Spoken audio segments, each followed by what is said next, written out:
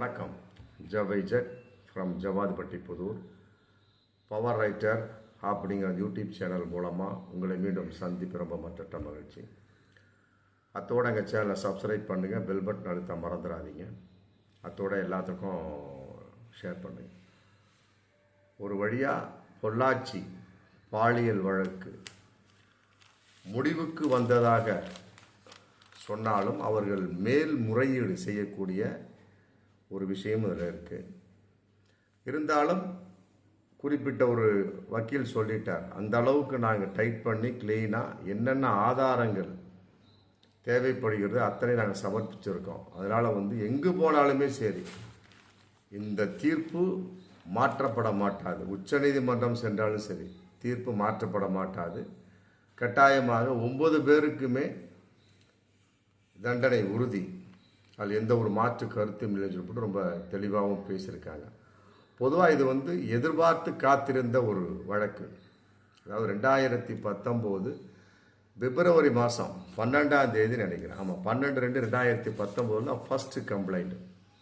ஒரு மாணவி, அதாவது சும்மா கூட்டிகிட்டு போகிற மாதிரி கூட்டிகிட்டு போய் வழியில் 4 பேரை ஏற்றிக்கிட்டு தாராபுரம் ரோட்டில் போய் ஒரு குறிப்பிட்ட ஒரு காட்டுக்குள்ளே நுழைஞ்சு அவளை இந்த மாணவியை மிரட்டி பாலியல் புணர்வுகள் செய்து அவர் கழுத்திருக்கிற சங்கிலியெல்லாம் அத்துட்டு விட்டுட்டு மற்றபடி ஃபோட்டோ எடுத்து மிரட்டி மீண்டும் மீண்டும் அவளை பாலியல் வன்புணர்வுக்கு அழைத்து இந்த மாதிரி ஏகப்பட்ட பேர். இது அந்த பாலியல் சம்பந்தப்பட்ட அந்த பொள்ளாச்சி சம்பந்தப்பட்ட விஷயம் பல வருடங்களாகவே நடந்து வந்திருக்கு. இதில் ஒரு முக்கியமான சில விஷயங்கள் 1100 வீடியோக்கள் இருக்கின்றன அப்படின்னு அன்னைக்கே குறிப்பிட்ட ஒரு வார பத்திரிகை சுட்டி காட்டிட்டாங்க. அவர்களுக்கே அன்னைக்கு மிரட்டல் ஏற்பட்டுச்சு. அதையெல்லாம் மீறி அவர்களும் இந்த வழக்கில் ஒரு சாட்சியாக சேர்ந்து இன்னைக்கு வழக்கை ஒரு முடிவுக்கு கொண்டு வந்திருக்கிறாங்க. நீதிபதி ரொம்ப தெளிவான ஒரு தீர்ப்பை சொல்லியிருக்காங்க. அதாவது 9 பேர்த்துக்குமே சாகும் வரை ஆயுள் தண்டனை. அதாவது திருநாவுக்கரசு, சபரிராஜன், சதீஷ், அருண்குமார், பாபு, அருளானந்தம், வசந்தகுமார், மணிகண்டன், ஹோன்பால் அப்படிங்கிற 9 பேருக்குமே சாகும் வரை ஆயுள் தண்டனை. ஜாமீனை கொடுக்கப்படவில்லை. நம்ம அந்த அளவுக்கு ரொம்ப ஸ்ட்ராங்காக போட்டு முடிச்சிருக்கிறாங்க. பின் வரும் காலங்களில் அவர் எங்கே ஒரு கோர்ட்டுக்கு சென்றாலுமே சரி, ஆமாம், இது இந்த சட்டத்தின் போட்ட அந்த தீர்ப்பின் அந்த வெளிப்பாடு மாற்றுக்கு உட்படாத வகையில் அந்த ஒவ்வொரு நீதிபதியும் அந்தந்த நேரத்துக்கு அந்த தீர்ப்பை கொடுத்துட்டாங்கன்னா முடிஞ்சு போச்சு. கட்டாயமாக இந்த 9 பேருமே வெளிவர முடியாத ஒரு சூழல். பொதுவாக இந்த மாதிரி ஒரு விஷயங்கள் பொள்ளாச்சியில் நடந்திருக்கு. 2019 பிப்ரவரி ரேஞ்சில் ஃபஸ்ட்டு தெரிஞ்சது, நடந்தது அதுக்கு முன்னாடியே. இது ஏகதேசம் சொல்கிறாங்க 2012-15 நடந்துட்டுருக்கு. அதிமுக ஆட்சி நடந்த அந்த கான்செப்ட், மற்றபடி எடப்பாடியினுடைய 4.5 வருஷ காலத்தில் நடந்த ஒரு விஷயங்கள் இதெல்லாம் அன்னைக்கு எடப்பாடியே இந்த கேஸை முழுமைப்படுத்தாமல் மற்றபடி தான் தோன்றித்தனமாக நடந்து கொண்டார் அப்படிங்கிற மாதிரி அவர் மீது பலவிதமான குற்றச்சாட்டுகள், குறிப்பாக பொள்ளாச்சி ஜெயராமன் உடந்தையாக இருந்துச்சு. இப்படி ஏகப்பட்ட அதிமுக மேலே கரும்புள்ளிகள் இந்த வழக்கின் மூலமாக விழுந்திருக்கிறது. ஆமாம், இந்த நேரத்தில் பாஜக கூட்டணி ஒரு மாதத்துக்கு மேலே ஏற்பட்டிருக்கு. வரக்கூடிய 2026 சட்டமன்ற தேர்தலில் கட்டாயமாக இந்த வழக்கின் பிரதிபலிப்பு கட்டாயமாக அங்கு ஒரு எக்கோ, ஒரு சப்தத்தை, மற்றபடி ஒரு எதிரொலி ஏற்படுத்துங்கிறது ரொம்ப பகிரங்கமான ஒரு விஷயம்தான், மாற்று கருத்தே கிடையாது.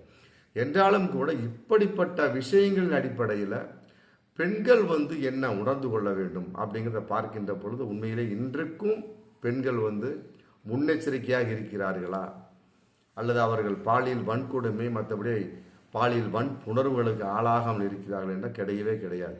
பொள்ளாச்சி வழக்கு இன்னைக்கு முடிவு வந்திருந்தாலுமே கூட அவர்கள் மேல்முறையீடு செய்து என்ன செய்ய போகிறார்கள் என்பதெல்லாம் விட பொதுவாக ஒரு வெளிச்சத்துக்கு வந்த விஷயமாக இருந்தாலுமே கூட அதன் அடிப்படையில் பலவிதமான தவறுகள், பெண்கள் பாலியல் வன்கொடுமை, பாலியல் சீண்டல் நடக்காமல் இருக்கிறதா அப்படின்னு பார்க்குறப்ப கட்டாயமாக இல்லை. பல பெண்கள் கூட இதற்கு உடந்தையாக இருந்து செய்து கொண்டிருக்கிறார்கள் அப்படிங்கிறது பார்க்கின்றப்ப உண்மையிலே மனசு வருத்தமாக தான் இருக்குது.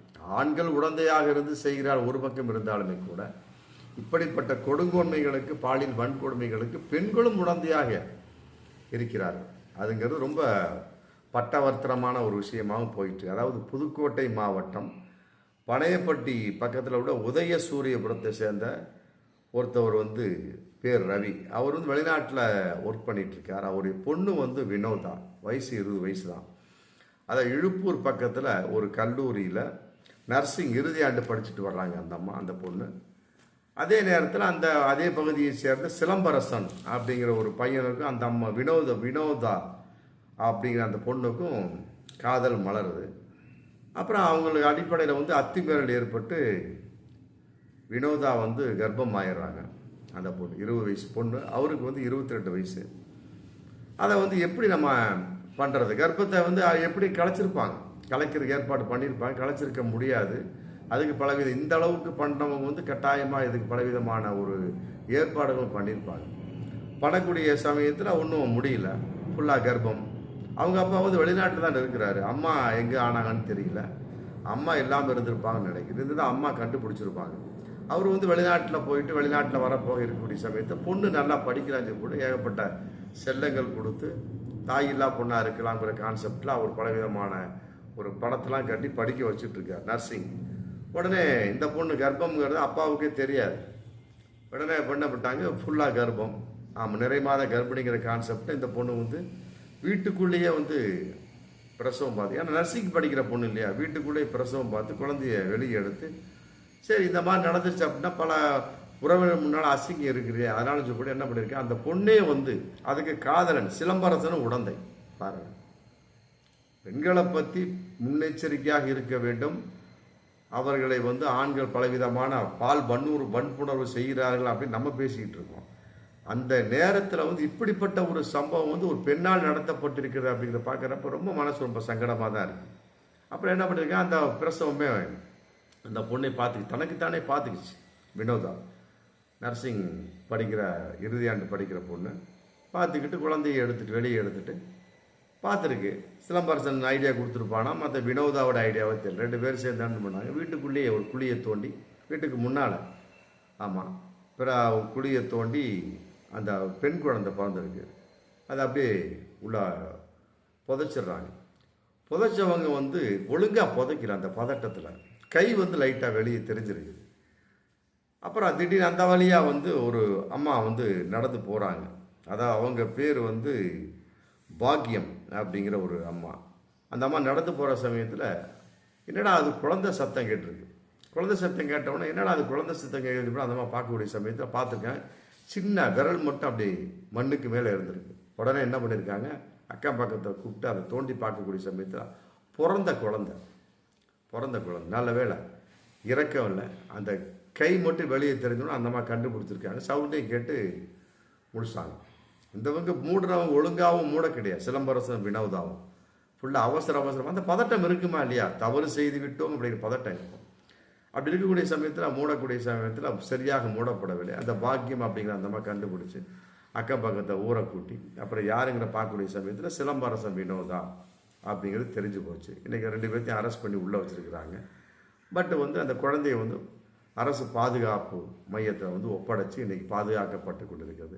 நல்ல வேளை ஒரு உயிர் காப்பாற்றப்பட்டு விட்டது என்றாலுமே கூட இப்படிப்பட்ட சம்பவங்களின் மூலமாக பெண்ணினம் காப்பாற்றப்படவில்லை அப்படின்னு நினைக்கிறப்ப ரொம்ப வருத்தமாக தான் இருக்குது.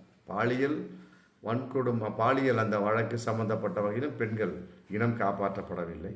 மற்றபடி இந்த மாதிரி விஷயத்தில் பெண்களை உடந்தையாக இருக்கிறார்கள் அப்படிங்கிறப்ப பெண்ணினம் எவ்வாறு காப்பாற்றப்பட்டிருக்கு. ஏன்னா இறந்தது ஒரு பெண் சிசு, நல்லா புரிஞ்சுக்கணும், இறந்ததும் ஒரு பெண் சிசு அப்படிங்கிற சமயத்தில் அந்த வினோதாங்கிற பொண்ணு பெண் அப்படிங்கிறப்ப காப்பாற்றப்படவில்லை அப்படி நினைக்கிறப்ப பெண்ணினம் ஏன் இவ்வாறு நடந்து கொள்கிறார்கள் அப்படிங்கிற சமயத்தில் பார்க்கின்ற பொழுது உண்மையில் அவர்களும் நிறைய தவறு செய்து கொண்டிருக்கிறார்கள் அப்படிங்கிறதான் நிதர்சனமான உண்மையாக இருந்து கொண்டிருக்கு. ஆமாம், அது மட்டும் இல்லை, ஏகப்பட்ட ஒரு முன்னெச்சரிக்கைத்தனங்கள்லாம் எடுத்துக்கிட்டு தான் இருக்குது இன்றைக்கி. அதாவது பொதுவாக இந்த இந்தியாவை பொறுத்த வரைக்கும் 5 ஆண்டுகளில் போக்சோ வழக்கு 30% அதிகரிச்சிருக்கான் ஒரு ஆய்வு சொல்கிறாங்க. 2024 வரைக்கும் 1,83,000 வழக்குகள் முடிச்சு வைக்கப்பட்டதாலுமே இன்னும் 1,40,000 வழக்குகள் உத்தரவுக்காக காத்துட்டு இருக்கான். அந்த அளவுக்கு பாலியல் வன்புணர்வு பாலியல் வன்கொடுமை சம்பந்தப்பட்ட வழக்குகள் போயிட்டு இருக்கு. இதுக்கெல்லாம் என்ன காரணம் அப்படிங்கிற பார்க்கக்கூடிய சமயத்தில் சமூக வலைத்தளங்கள் அப்படிங்கிற ஒரு விஷயம். பெண்ணினுடைய ஒரு ஐடியா பார்க்க வேண்டியது, மற்றபடி பெண்கள் ஒரு நிதர்சனம் ஒதுங்கக்கூடிய அளவுக்கு, மற்றபடி நெருங்கக்கூடிய அளவுக்கு இருக்க அவங்களை பின்தொடர்ந்து செல்வது, இப்படிலாம் இருக்கக்கூடிய சமயத்தை என்ன பண்ணும், பெண்ணுக்கு கட்டாயமாக பாதுகாப்பின்மை கட்டாயமாக தொடரக்கூடிய வாய்ப்பு இருக்குது. ஒரு ஆண் பின்தொடர்ந்து சென்று அந்த பெண்ணை பாலியல் வன்கொடுமை பாலியல் பலாத்காரம் செய்யக்கூடிய ஒரு சூழல். இதையெல்லாம் விட இதுக்கு சம்மந்தப்பட்ட பாலியல் சம்மந்தப்பட்ட வீடியோக்களும் முக்கியமான காரணம் அப்படிங்கிறது ரொம்ப ஏற்றுக்கொள்ளக்கூடிய விஷயம்தான். அந்த ஆய்வில் வருது.